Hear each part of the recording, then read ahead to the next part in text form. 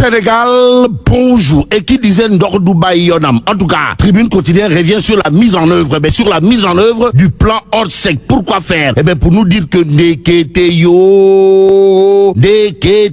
plus de 1 400 000, plus de 1 400 000 mètres cubes d'eau évacués. Vous le déconnez? Walai talai. Actualité à lire à la une de Vox Populi. Le journal, en tout cas, parle de déploiement du plan Orsec. Pourquoi faire? Eh bien, pour nous dire clairement et nettement, plus de 1 400 000, plus de 1 400 000 mètres cubes d'eau évacués. Bon, depuis le lancement du plan d'urgence, grâce à un dispositif de 380 hommes, 98 motopompes et électropompes, eh bien, voilà le résultat obtenu. Et ce qu'on obtient en lisant Vox Populi gravite autour de plusieurs faits, dont des questions d'inondation d'eau et fuite de carburant. Et là, on peut lire Anne sur une poudrière. En tout cas, monsieur le gouverneur de Dakar et le maire sur les lieux. Voilà ce que renseigne clairement et nettement Vox Populi. Le journal de nous renseignait que parmi les mesures urgentes pour éviter une catastrophe, il y a le déplacement des populations, l'évacuation Raking, Taf et Johnny des garages mécaniques installés sur place. Que dire? Eh bien, que dire de cette information? Sinon, ce que nous livre également Libération. Le journal parle de fuite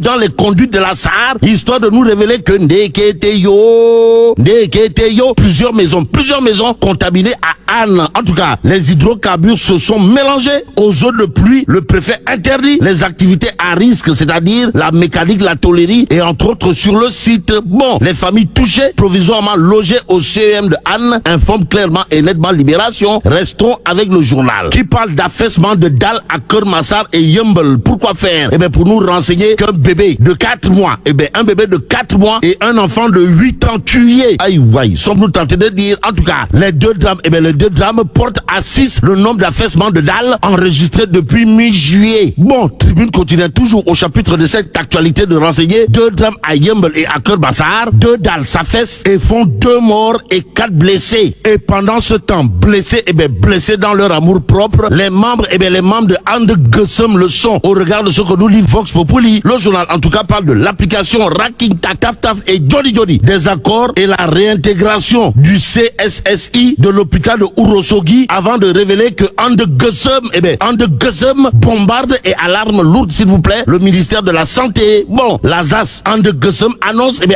une marche à Dakar et des sittings dans les régions. Ça veut dire quoi? Ça veut tout simplement et tout bonnement dire, d'après Vox Populi, que And Gussum est dans une dynamique de djihad, contre le ministère de la Santé, mais du côté du ministère de l'Agriculture, tout baigne. Au regard de ce que révèle le Soleil quotidien ce matin. En tout cas, l'astre de Anne affiche les propos du Almami du Fouladou. Comprenez le professeur titulaire Moussa Molo Baldé, ministre de l'Agriculture et de l'équipement rural de son État, qui considère à plus d'un titre que la campagne agricole est bien lancée. Que dire sinon Gongo, à Sawai, comprenez le Almami du Fouladou, le professeur titulaire Moussa Baldé. En tout cas, l'homme de revenir en long et en large, sur la situation actuelle de la campagne agricole. Interrogé par El Hadj Ibrahima Thiam, mon confrère du Soleil quotidien, le professeur titulaire Moussa Molo Baldé, ministre de l'Agriculture et de l'équipement rural de son État, de confier qu'au Sénégal, au Sénégal, si les producteurs se sont plaints de la hausse des prix des engrais, il faut reconnaître que grâce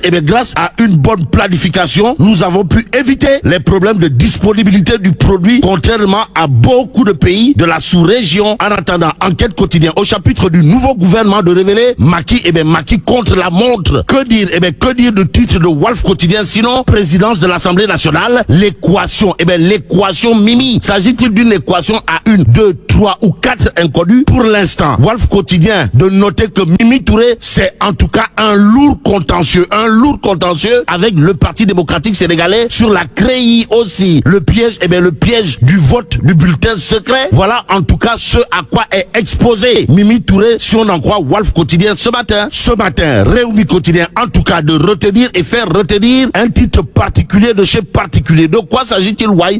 D'une équation à plusieurs inconnus pour le président Macky Sall. Bon, pour ceux qui relèvent de la nomination au perchoir et à la primature, retenons ce que souligne Réumi quotidien, à savoir Touré et Amadou Ba, l'incontournable et incontestable Amadou Ba, en pole position pour la présidence de l'Assemblée nationale. Mais le jackpot en termes d'information relève d'une interrogation à lire dans Tribune quotidien. en tout cas, courtisé par Yewwi, Wallu et Benno. Quelle marge de manœuvre? Quelle marge de manœuvre pour Pape Diop, Thierno Alassane Sall et Pape Djibril Fall. Voilà, en tout cas, ce que cherche à savoir pour faire savoir Tribune Quotidienne ce matin. Ce matin, le quotidien du groupe des médias, en tout cas, pour parler des sièges de Yewwi à l'Assemblée nationale, tient à dire à haute intelligible voix que Sonko, Khalifa Ababakar Sall et le PUR font le tong-tong. Et comme il est dit tong-tong et natsaye werereu, donc yata, retenons tout simplement l'information de Tribune qui révèle sur 56 députés de Yewwi, Tahaou Sénégal obtient 13 députés, soit un peu plus de la moitié des sièges de PASTEF. Le PUR de Serigne Moustapha Sy se retrouve avec 12 députés, en attendant de savoir mais qui est qui, ou encore qui est le boss, le patron de la coalition Yewwi Askanui. Intéressons-nous à une autre actualité de Tribune. Le journal, au chapitre de la victoire de Benno Bokk Yakaar dans le département de Linguère, nous informe comment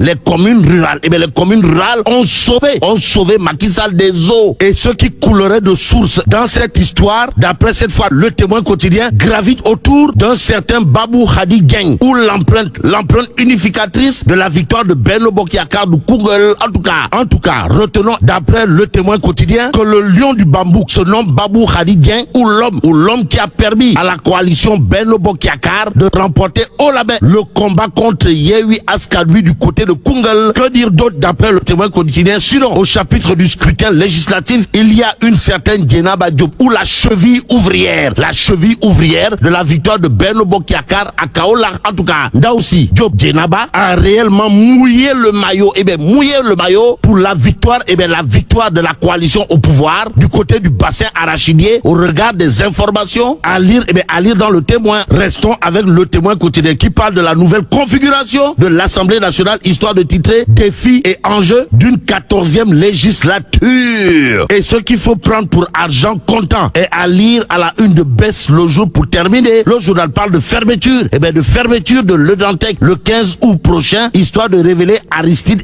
Aristide ne fera pas Assomption. Et là, mais là, tu dong de Allah. Bon, vive le Sénégal.